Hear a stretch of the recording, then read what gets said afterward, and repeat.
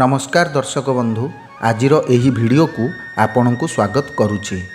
दर्शक बंधु, श्रीराम भक्त हनुमानक भक्ति एवं शक्ति विषय आपण अनेक कथा शुणिथिबे। से अनेक राक्षस और दानव को पराजित करथिले एवं श्रीकृष्णक बड़ भाई तथा शेषनागर अवतार प्रभु बलराम मध्य अत्यंत शक्तिशाली थिले। एभली स्थिति रे आपण माने थरे चिंता करंतु, जदि बलराम और हनुमानक मध्यरे युद्ध हुए तेबे युद्धर परिणाम कौन हेबो।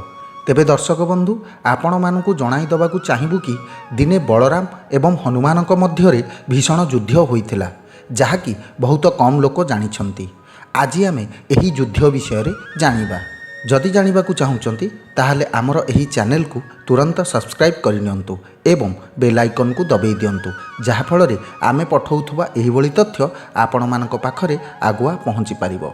दर्शक बंधु, महाभारत काल अर्थात द्वापर युगरे भगवान हनुमानक उपस्थिति एवं पराक्रम विषय वर्णना मिले।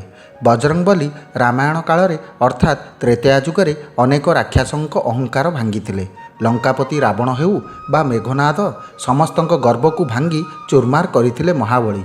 लक्ष्मण मध्य हनुमानक पराक्रम को स्वीकार करुथिले। मान्यता अनुसार प्रभु लक्ष्मण शेषनागर अवतार, से ही परवर्ती काल रे बलराम रूपे जन्मग्रहण करथिले। बलरे श्रेष्ठ हेबा कारणरू तांकु बलभद्र बोली कुहा जाय। तांको प्रमुख अस्त्र हल थिला। से गदा युद्ध रे निपुण हेबा सह अत्यंत क्रोधी थिले। उभय भीम एवं दुर्योधन तांको शिष्य थिले। बलराम द्वारिकारे अनेक असुर और दानवंकु बद्ध करथिले। से तांकर भुजा और बल उपरे अनेक अभिमान करती। दिने से विशालकाय बानर सेना सह प्रतियोगिता करी गोटे प्रहार रे परास्त कर देइथिले। एहा परे भगवान बलरामंक गर्व बढ़ीगला। भ्राता बलरामंक गर्व को भांगिबा पई प्रभु श्रीकृष्णंक आदेश अनुसार हनुमान गंधमार्दन पर्वतरु आसी द्वारिका बनरे प्रवेश करिले। द्वारिका बाटिकाटी अत्यंत सुंदर एवं मनोहर थिला। बाटिकारे प्रवेश करी से बाटिका को सेहीपरि नष्ट करिबा आरंभ करिले, जेपरि लंकार बाटिका को उजाड़ी देइथिले। वृक्ष गुड़िक उपाड़िबा सह फल गुड़िक खाई एणे तेणे फोपड़ा फिंगा करिबाकु लागिले।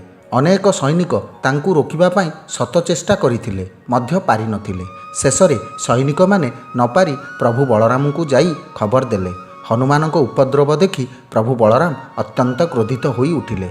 से प्रथमे बजरंग बली को चेतावनी देले, किंतु हनुमान चेतावनी को भूक्षेप करिनथिले, जहा फଳରେ उभयंक मध्यरे भयंकर गदा युद्ध आरंभ ହେଲା। दुहे गदा चालन रे निपुण थिले। युद्ध करू करू बलराम थकी जाइथिले, किंतु युद्ध शेष हेउनथिला। शेषरे बलराम बानर रूपी हनुमानक असल परिचय पाइले।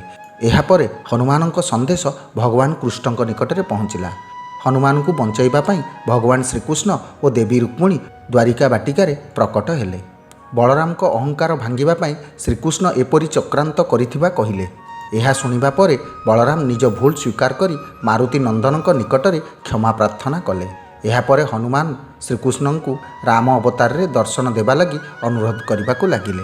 हनुमानक अनुरोध को रक्षा करी भगवान श्रीकृष्ण बलराम और माता रुक्मिणी राम, लक्ष्मण और सीता रूपरे प्रकट हेले। प्रभु श्रीराम को दर्शन करी मारुति नंदन द्वारिकारु प्रस्थान करिले। हनुमान प्रभु बलराम को अहंकार भांगिबा सह अर्जुनक गर्व को भी भांगिथिले। दिने अर्जुन नदी पार करिबा पई नदी रे सरसेतु बनाई रथरे बसी नदी पार करुथिले। नदी पार करुथुवा बेले राम भक्त हनुमानक सह तांकर भेट हेला।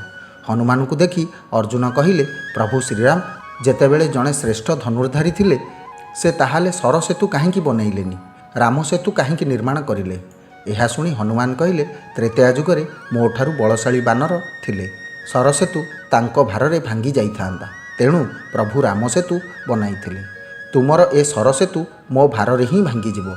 एहा सुनी अर्जुन गर्वरे कहिले, आपणक पाद रखिबा द्वारा जदि मोर सरसेतु भांगी जाए, तेबे मु निजकु सर्वश्रेष्ठ धनुर्धर मानिबा छाड़देवी। एहा शुणी पवनपुत्र हनुमान सरस्वती गोटे पाद रखु रखु सेतुटी क्षणिक मध्यरे भांगीगला। यह देखि अर्जुन निज भूल स्वीकार करी मारुति नंदनक निकटरे क्षमा प्रार्थना करथिले। तेबे दर्शक बंधु, आपण माने जानिले काहेकि प्रभु बलराम एवं हनुमानक मध्यरे युद्ध होइतिला। जदि आमर एही कार्यक्रम आपण मानकु भल लागि थाए, ताहाले आमर एही चैनल को लाइक, शेयर और सब्सक्राइब करने को जमा भी भूलिबेनी। धन्यवाद।